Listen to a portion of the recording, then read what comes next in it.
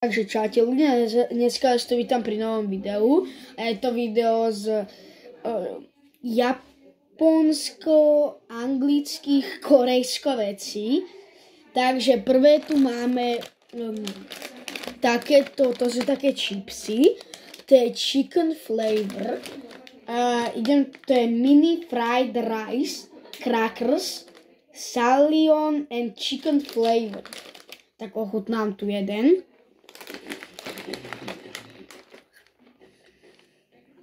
No. Prvé tam je cíti tá chicken, proste chuť, a potom tam je vlastne cítiť taká aj keby štiplavé. A tomu dám určite 10 z 10. Ďalej tu ideme na takéto štiplavé, teda kyslé. To ja vlastne milujem kyslé, takže a to je level 1 sour, takže to by nemalo byť ani tak kyslé.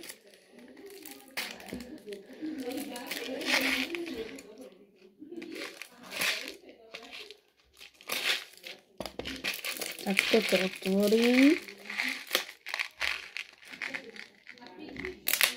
No. Takto sa to otvára. A to sú takéto guľôčky. Počkať, ja to vysypem. Joj, to som dal veľa. To sú takéto guľôčky a to sú spojené dokopy. Idem to ochutnať. Také mäkké. No. Dokopy sú mega. Nie je to ani kyslé. Vôbec. Kyslé to není. A ako tretie, tu máme, ochutnám takéto Pikachu pitie. Wow. To je dosť nafúknuté. Takže tuto je otvorené.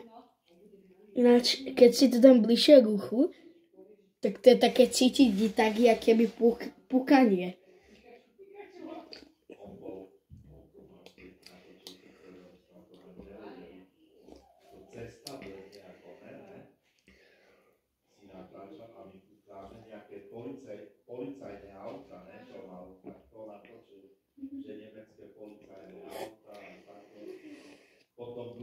Dosť divnú chuť to má, ako proste jak čistá voda, ako neviem s čím, proste čistá voda a mega veľa bubliniek.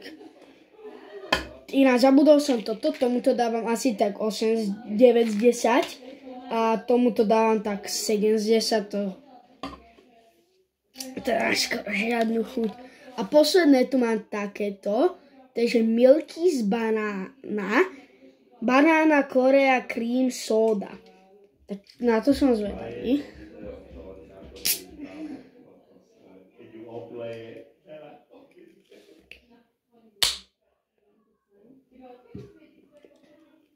No. To je nejaká cream soda.